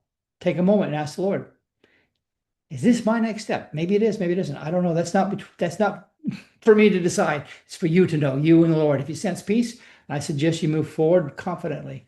But if you need to discuss it privately with a partner or a spouse, I respect that. And the offer is good for 5 days. I mean, $97 should not take 5 days to figure out. So that's a long time. But either way, I'm honored that you spent the time with me. And whether you join us or not, remember, you were never designed to build alone. You were never meant to strive against the wind. Build where God is moving, and you will discover a whole different kind of success. And now, my dear friends, I'm opening it up for some conversation. You go to jesusschoolofbusiness.com/mentor. You'll see the two choices, the monthly or the annual. They have two different coupon codes. The annual is the shorter code, 0519, that's May 19th. The monthly is 051926. And that's the same date, just got the year attached to it. So I wanted to also, did somebody put the, let me see. I promised, if you stuck here, sweetheart, you're on the call still. Can you put the link for the PDF for this? I promise if you stuck onto this, I'd put it in there. It's the jesusschoolofbusiness.com/PDF. I think Judy's there. Wally, if you see it, I don't know if Judy's still, I think it probably is. Yep. Somebody just put it in the chat because I knew I could forget this. I promise if you stuck around, you'd have that. I think it's worth having. Judy says she's got it. Okay, throw it in the chat. That would be great, honey. Thank you very much. Now, question. You want to stop your screen share? Oh, no, I don't. I want to do something. Thank you. Somebody said I don't see what to do. I'm going to take you right now. Let me share something. I've got it. I know what I'm going to do, and it's going to help you. Here goes. Let me share something I didn't think of. I mean, I thought of it, but I forgot about it. Very important. Let me minimize something, and I'm going to show you because somebody's already asking me about the code. So let me see. Share. I'm going to share my screen again. We'll go over there. I'm going to share it, and I'm going to open up a thing here. Let me take you over here. Okay. Let's say you go to jesusschoolofbusiness.com/mentor. Wally, please tell me, is that showing up? Yes. Okay. You scroll down, and let's say you say monthly. So you go to the monthly one, you go, okay, $297. Okay. Then you say, sign up now. It still says $297. Yes, it does. You hit the sign up now button. And then you go here, very important. You go to view cart. You haven't paid yet. View cart. There it is. It still says $297. And here's where you put the coupon code 051926. This is the monthly one. Apply coupon. Voila, it's $97 a month. You proceed to the checkout, you're golden. That's how it works. Now, there are others that would rather do a different way. So let me do this again. I think the most common way, or certainly the most helpful way to people, is just do it once and be done for the year. And that's prepay annual. So let's go there and go, wait a minute, that's $29.97. Yes, it is. add it to the cart. You haven't paid yet. Put it to the cart, view the cart. There it is, $29.97. Put in the coupon code 0519. Doesn't have the 26 on there for the annual. Apply coupon. Voila, from $29.97 to $9.97, and then you proceed to the checkout. So that's how that works. Because I know people have to understand it because there's all kinds of different ways to check out. Hopefully I addressed that. So what were the price options, Anthony? Okay, I'm going back and see if what I might have missed for questions. If there's anything important, Anthony, let me take you back to that, and I'll share my screen. I'll show you what the price options are. Share the screen. We'll go back to share. Let me pop open my PowerPoint, and I'll show you because I had that on the slide. Bingo. Okay, the price options were $97 a month for the monthly, and let me see, where am I? $9.97 for the year. So you save a couple $100 doing it for the year. Those are the price options. It's the same thing. You one and done, save a couple $100, do the $9.97, and it's per year. But by the end of the year, you don't have to renew if you don't want to. But we're going to keep it going and take, because God doesn't. He hasn't said, "Look, I told you everything I know. Don't bug me." He just keeps showing me more and more stuff. So the options are there. Or the other way to look at it. Let me show you this. Escape here. If you go here to JesusSchoolOfBusiness.com and hit the mentor button, the price options are right there, $297 or $29.97. But when you click on them, you apply the code, it changes it. But I leave this price on the website because this is only good for you. If I change it on the website, then people can come in anytime. We're not doing that. It's 5 days. It's $9.97 for the year or $97 a month if you want to do it. And by the way, nobody's going to take you to court if you have to drop out. So don't worry about that. You can cancel if you need to. But I suggest, because there's a lot of investment on our end to build this out. So if you're going to do it monthly, I strongly encourage you, if you can, to stay in for the year. All right. Let me see what else. Comments that I might have to answer here. Let me see. Comments. Chat. Let me see. I want to make sure I'm not missing anything. Yes, thank you, Nikita. Thank you, Rob. Oh my gosh, I don't even know where I missed. Honey, sweetheart, or Wally, and two different people here. I thought you were talking to me there. Let me Yes. know if I'm missing. Yes, Michael. Thank you, darling, for putting in the PDF. Thank you, sweetheart. Appreciate that. Kago, does it apply for someone who feels stuck like me? If you can't get unstuck, let me tell you something. This is why I'm doing this. Do you know I have an offer? In fact, I got a text while we're doing this. Somebody wants me to have this incredibly lucrative opportunity, making money hand over fist, ownership or whatever it is. I haven't got all the details, like Michael. And I said, you know what? For some reason, God wants me to do this, so I'm doing this. Why? Because I know I used to be stuck. I mean, I used to be so stuck. I used to be so broke, sleeping on somebody else's sofa. I had a beautiful, brand new, custom built home that I lost. I had a beautiful, at the same time, townhouse in a beach community, which I lost. I had a beautiful, nice, gorgeous Lincoln, which I lost. All those things back in 1980 something.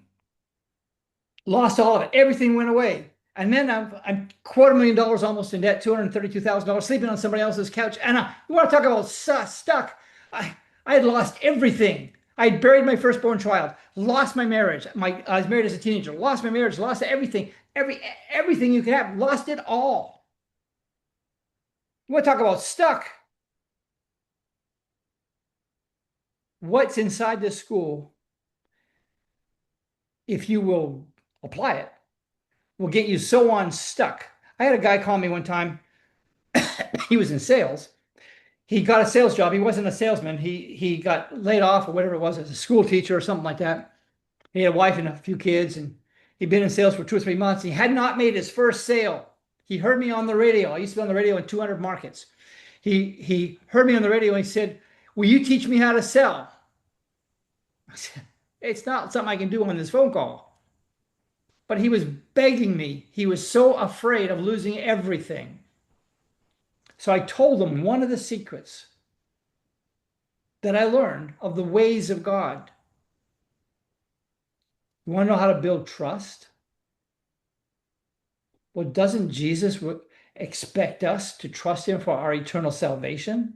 So how did he live and model his life so you and I would be inclined to trust him and held accountable for that decision? Paul does a great job, but he sums it up in Philippians 2, 5 through 8. Let this mind be in you, which was also in Christ.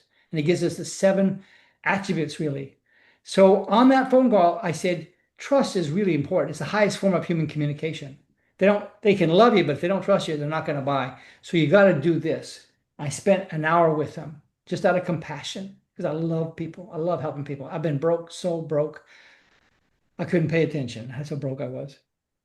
And told him what to do. And he heard my story about 22 sales out of 22 in my first 90 days. Somehow that stuck with him. He called me back a week later, armed with just one truth. He said, Michael, I went out this week. I made 8 presentations. I made 8 sales. I earned more money this week than I've ever earned in a month in my life. So to the person who asked me, will it help somebody feel stuck? Okay, here's the difference. It's not just that you're going to get downloads from, that I'll send you, but there'll be activation plans. You're going to do what it says. You're going to get the encouragement, and then we're going to meet up once a month, not for another training, but for let's work through this and get it done. I'm doing this because my heart is bursting to help people. It will do it. So I encourage you to jump in on that. Deborah says, are these real books or ebooks? Deborah, if you're still there, the physical books that I talked about, God's Best Kept Secrets, there's 4 of them. They are physical books that I will send you. Unless you want the ebook. Some people prefer that. Yeah. Somebody says, Deborah, Nikita says, I think you get the option to choose. Yeah. I chose physical and had all 4 received in the mail. Yep. So that's true. Let me see what else is. Price options. Okay, Anthony. Basically, with the discount code, you can get it for either $9.97 for the year, save a couple $100, or you get it for $97 a month. Those are the 2 options. Okay, that one I already answered. I don't see Larry Tyler. Did you see where you can enter the code? 0519. Larry, let me know if you did, or let Wally know. Somebody. I showed it because it wasn't there yet. I showed how you do that online. You just, hey, Wally, I'm still sharing my screen, right? You click on the button. Yes. And I'll show you again. You click on the button. Oh, by the way, here's something that might happen. You click on that button, you sign up now, and you go there, and maybe you didn't realize it, and you click the button a second time. You go, wait a minute, I got 2 things. I don't want them both. Well, then just delete one of them that you didn't want, or maybe sometimes it might say 2 of them because you did it twice. Then you just go over here, put in the code.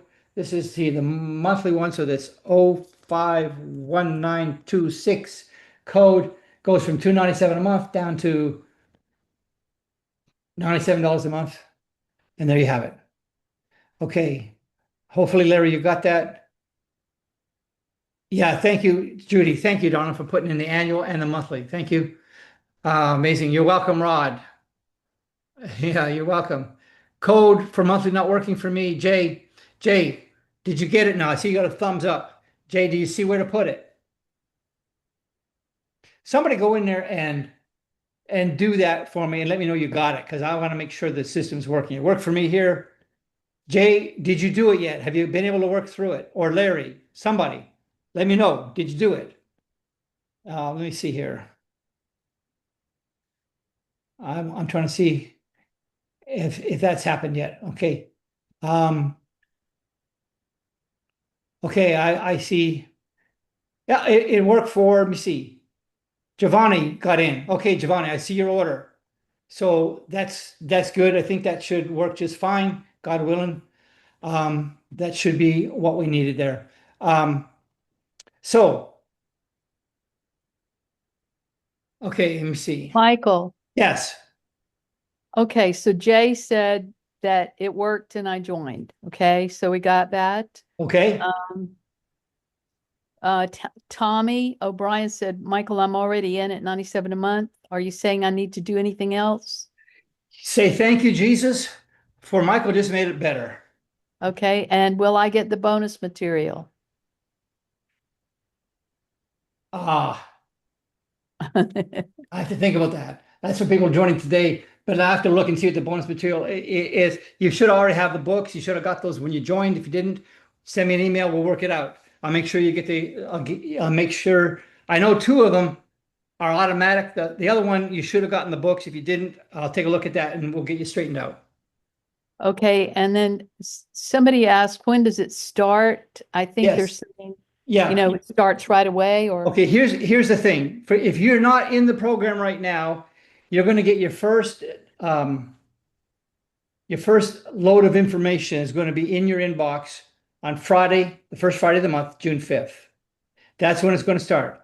You don't have to plan your schedule around anything until the fourth week of the month when we're live. If you're already in the school, we're going to be morphing things over and moving your dates a little bit. So, but your schedule is not changing. You're just going to get this added to it. But if you're not in the school, your schedule is you're going to get the first alignment thing is going to arrive on the 5th of June, the first Friday of the month. And then the second one's going to be another information. In fact, let me pop it open real quick just to get the schedule clear, because that's a very valid question. Let me pop it open. I got to find it real quick. Yeah, here it is. Let me PowerPoint it. So week one, that'll be on June 5th, the first Friday of the month, typically. That's that. Week two is I'm going to give you some practical things to actually begin to apply it if you haven't already done it by week one. Week three, I'm going to be another drop that comes to, these are drops, if we call them that. You get another drop in that you'll get in your account. You'll be able to access it. And then week four, there'll be a live call, but it will be Are these recorded. bird droppings or what? Yeah. Thank you, Wally, for your endless humor. Just clarifying. Yeah. And so it works like that, but it starts on the 5th, and then you'll be notified. You'll get the other stuff. It will be automatic, but you'll get notifications when the drops are made. But the first okay, one, okay, go ahead, sweetheart. excuse me, Yvonne wants to know, what is the time commitment per week to be successful? That's a good question. Let me give you a surprise answer.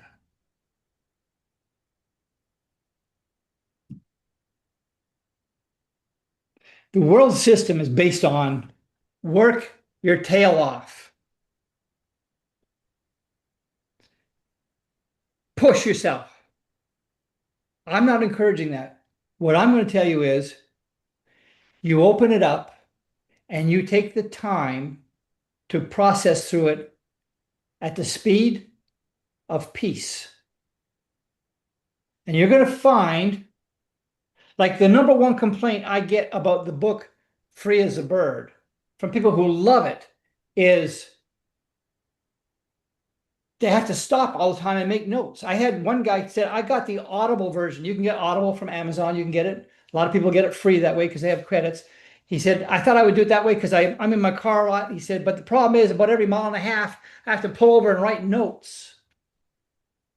So what I'm going to tell you is some of these things are going to hit you at a deep level. And it's going to vary depending on your need, where you're at in time. So I'm going to say, go through it at the speed of peace. Set aside a time. Your stuff will arrive Friday afternoon, but maybe for you, it'll be Saturday morning before anybody gets up. Maybe for you, it'll be Monday morning. Maybe it'll be Tuesday night. I don't know. It doesn't matter. But set aside a time that says, I'm going to set this time aside and ask the Lord, the Holy Spirit, to show me, to give me understanding of this. And it will vary. But what I found is God is not in a hurry. He's always willing to meet you, and he will show you things. And so, but I can tell you that there'll probably be at least an hour of content most times in the first week. And then second week won't be long, be a few minutes. Third week won't be much longer, 10, 15 minutes probably. And then the fourth week will be live, and that'll be sort of an open-ended time. I'll allow an hour for it, but I'll stay longer if people need it. That's where we can talk through things. So that's kind of what it is. The only time that has a commitment to it in terms of when is the fourth week of the month. And that will be live. I'm going to send out the schedule. I got to work out a couple things. Most likely it'll either be Thursday or Friday. I'm not sure yet. of the month, and I'll get back to you with that. But it'll be a daytime call that works for nighttime for some people. I'll make it as broad as possible, and it will be recorded for anybody who needs it. Okay, Jay says it Michael, worked. Yes, sorry. go ahead. Larry Tyler said, I only see paying via PayPal. Okay, Where or how to pay via credit or debit card. okay, let's go back. I'm sharing the screen here. Proceed to checkout. Let me see. I'll tell you what I'm going to do. I'm going to go back and start the process over again. Let me see. I think I already have it in the basket. So we'll go here and we'll hit sign up now. I may have left it in the cart. I'm not sure. If I did, I'm going to delete it. Okay. Yeah, so I'm going to delete this because it's my site and it recognizes me. So let me go back out and we'll go to jesuschoolofbusiness.com. And by the way, if we do have any kind of a glitch, we will straighten that out. Okay. Because this is a new aspect of it, and Wally is completely not responsible for this, even though I wanted him to be. Okay, so Larry, you go here, you click on that button, sign up now, PayPal or PayPal credit. You don't have to do that. You can just hit sign up now. Okay, view cart. Those are just options for you. And then you put in the coupon code, which, as I said, this was the monthly 051926. Apply the coupon, and it's going to change it down. Proceed to the checkout. These are just options. You can use your credit card. Because I Yeah, did. but it's not doing that for me. Pardon me? It wasn't doing that for me on the annual payment. That's all I see. I see PayPal, and I don't see anything with credit. So I'm Okay. going to try. What you're doing is the monthly, and I'll go to the monthly. I'll tell you what we'll do. Wally, are you still there? Depends on if I have to be responsible or not. Yes, you are responsible. Oh, thanks, Larry. Wally, will you Yes, help me I'm- after this call? We'll Well, get it that's straightened out, and I'll debatable. send everybody else an invite to make sure we get everything the way it's supposed to be. I don't want to keep you. I don't want to keep you. I'll go. I'll keep trying. Well, listen, no, Make it work. I'm not sure why that is. I did have a contractor working on this last night to, put some new things in there. Maybe that didn't, maybe it changed it in a way that it shouldn't. I'm not sure. So, It's working when you do the monthly, and I'll do the monthly. okay, if you will. Or try it. But the thing is, you're going to get penalized by a couple $100. So Wally, help me with you. Can you help me with this after we get off this call for a couple minutes? Sure. Yeah, I have limited time, so I understand. I forget. If you can't, you can't. But let me see. Is there anything else? Same, only better. Richard, use coupon shows 194. The reason why it shows 194, let me show you why it shows 194. It's like this. Richard, it's a good point. Okay, I'm going to sign up right now and go to the cart. And it says 297. I think, let me go back again. For whatever reason, I'm going to go back. And let's say you think, I didn't know if I did it right. I'm going to push sign up now a second time. And now I'm going to go to the cart. And I see the cart. And now there's two of them here. And so when you put in the coupon code 051926, it's going to show you 194. You see that? And so what you want to do is go here, the minus button, make it 1, update the cart. That's why it says that. Now it's down to $97. So you probably clicked on it twice before you realized it. So hopefully, Richard, that takes care of that for you. Corina, can you join from overseas? Absolutely. You can join from overseas. I'm going to have this thing as polished up really well. Hopefully have that worked out later on today. Is there a regular schedule for the live calls? It will be the 4th week of the month. And I'm just deciding whether to make that a Friday at noon or Friday at 3. I'm not sure yet, but it'll be then. It'll be the 4th week of the month, probably on a Friday. So it'll be on Eastern time, and I'm thinking it'll be noon Friday. That's what I'm looking at right now. Will you send the paperback books to Norway? For you, Anthony, if you're joined, yes, I will. Let me stop my share here for just a minute.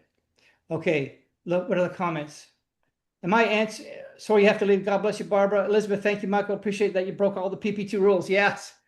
The presentation was stunning. Yes, thank you, thank you, thank you. Thank you, everybody.